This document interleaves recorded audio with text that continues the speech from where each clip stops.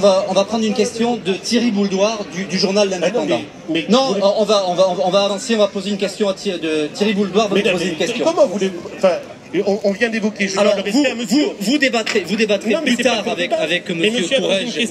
Moi, je donne le respect à ces gens. Alors, vous avez commencé à répondre. Alors, Thierry Bouldoir, une question pour le journal L'Indépendant. Romain Gros, ma question, c'est est-ce que vous êtes allé sur un barrage, sur un blocus? Oui. Est-ce que vous êtes allé voir ces personnes, parler avec ces personnes et partager au moins leur colère? Alors, partager leur colère, non. Je suis allé les écouter, je suis allé les voir. Vous étiez où? J'étais au Perpignan Nord. D'accord. Perpignan Nord. Et les lycéens, je suis allé les voir dès le samedi matin. J'y suis passé. Voilà, si c'est ça la réponse, vous l'avez. Qu'est-ce que vous avez tenté de leur dire, tenté de leur expliquer et surtout tenté de défendre parce qu'on comprend tous leur colère? On n'entend aucune réponse. Monsieur Bouldoir. Ils n'entendent d'ailleurs aucune réponse. Alors, c'est bizarre, parce qu'ils doivent être sourds. Et vous devez être sourds. Parce que le président de la République s'est encore exprimé hier, le Premier ministre s'est exprimé dimanche, le ministre de l'Environnement s'est exprimé dimanche. Alors, mais est-ce que...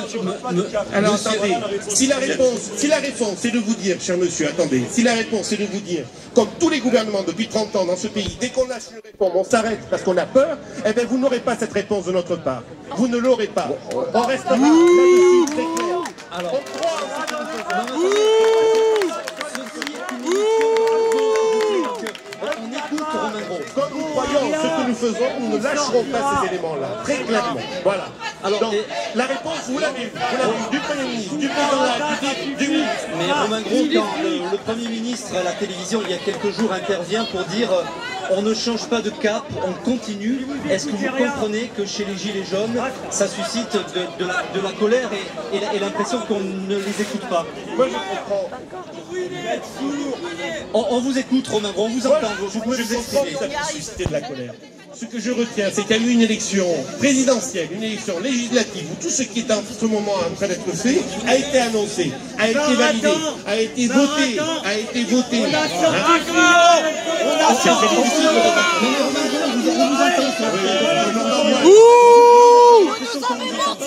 Vous avez mis tort! Mensonge! Maintenant, il faut l'appliquer. Parce que les électeurs de 2017, ce sont eux qui se sont levés avec colère pour dire la France s'effondre depuis 40 ans. Normal, c'était les riches! Normal, c'était les riches! C'était les riches! Les terrains financiers. Nous sommes le seul pays au monde à valoriser le diesel plutôt que l'essence. Est-ce que vous trouvez ça normal? Alors, Romain Gros, on va écouter maintenant. S'il vous plaît, si les personnes qui sont autour on ne fallait pas les vendre! pouvaient simplement se contenter d'écouter et de ne pas intervenir parce que radiophoniquement, ça devient compliqué. Voilà. Antoine Gasquez, pour la semaine de une question. Le problème des Gilets jaunes, ça pose le problème de la mobilité en France.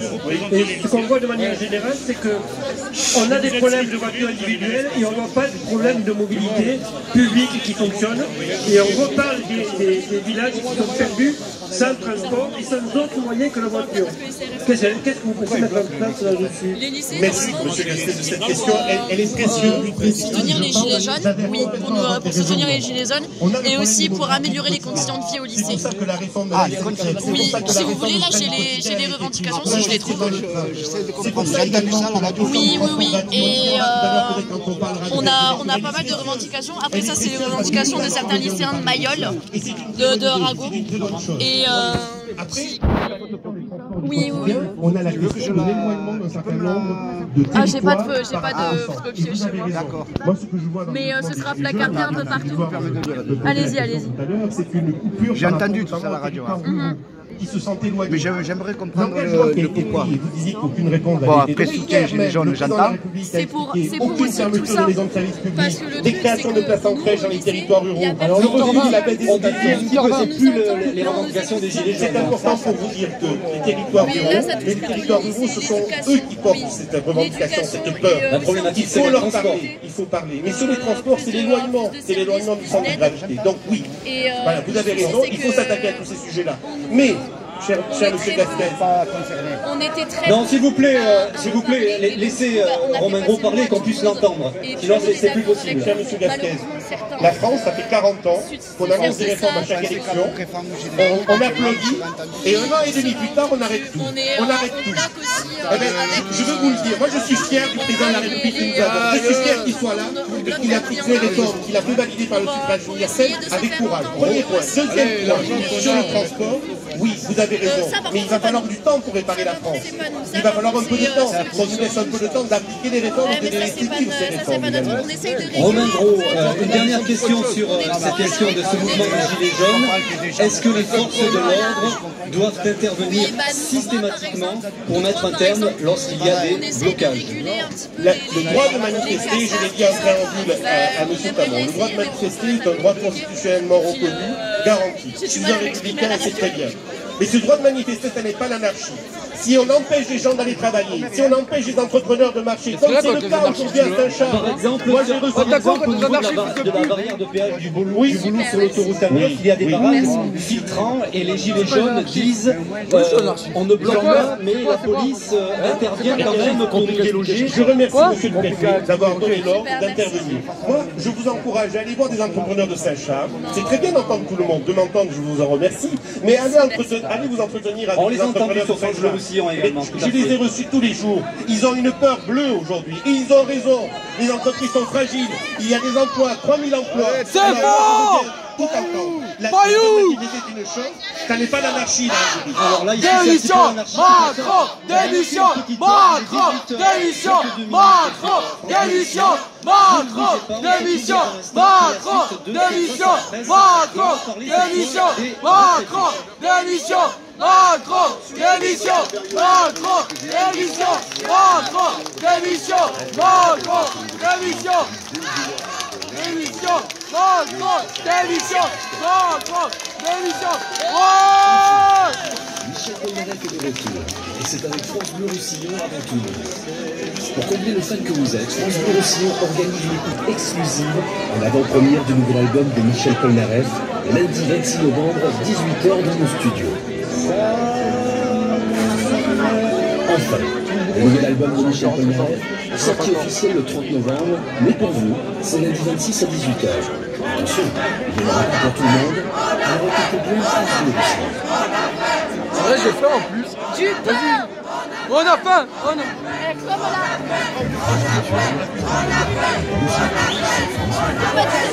là. Du pain. Va devant les lycées. Viens nous parler d'abord. Viens nos jeunes d'abord. Va dans les lycées.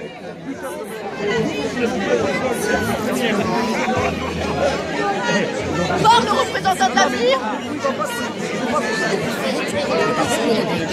Les garçons, venez. On va essayer de parler à Romain. Qui Romain? Romain Gros. Qui Romain Gros? Mais d'après toi, le mec que t'es en train de filmer, tout à l'heure. Il a une permanence. Vous demandez rendez-vous, il a une permanence, si vous lui demandez un rendez-vous, il vous recevra. Non, moi je vais lui parler, je vais mettre un coup de tête. Non, je te calme. Non, mais là, l'émission reprend, désolé. Ah merde, l'émission reprend. Il y a une petite pause, mais après tu pourras... Super, merci. L'émission reprend. Remettez-vous. Je peux pas le rentrer dedans maintenant. Je peux pas, le position, je sais pas. C'est pas du centre commercial de Glérat et du Barcarès. Évitez peut-être ce secteur, s'il vous plaît, il reste compliqué. Et je me dirige avec vous maintenant au niveau de l'échangeur de terminaux. Approche-toi, La circulation est encore plus compliquée, visiblement, qu'à... Allez, frère, attends, moi, je sais pas argumenter. Bouchon de Saint-Assisque sur la rocade sud, direction Thuir. Et puis là, c'est vraiment bouché. De Thuir, C'est un point public maintenant. Là, fais le tour. Parce qu'on a l'impression que Comment il s'appelle le gars? Bien. je l'ai ouvert. Non, là, c'est pas d'entendre. D'accord. Mais c'est à nous. C'est à nous. J'ai été replacé ces gens-là. Ouais, non. On s'en va. On n'a rien à faire ici. On s'en va. C'est pas un débat. C'est pas un débat.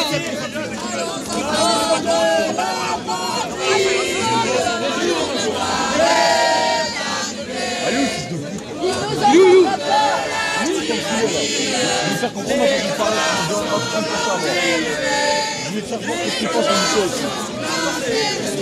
Viens, on va le chercher. Viens, viens. On va faire le tour. On va faire le tour, viens. Mais ça va, j'ai pas le temps. Mais viens là. Il est 26. Où? Faut que je aller à la gare, il faut qu'il rentre. Ok. C'est son dernier bus. Non, moi je vais rentrer chez moi. Mais viens, on fait le tour, on va le trouver direct. On va le trouver direct, viens. Il est là. La vérité, on va le trouver direct, viens. Il est là. Viens, on fait le tour, viens, on fait le tour. Il n'y a pas de sécurité là-bas. Il y a tout le monde là-bas, laisse-le. Pour évoquer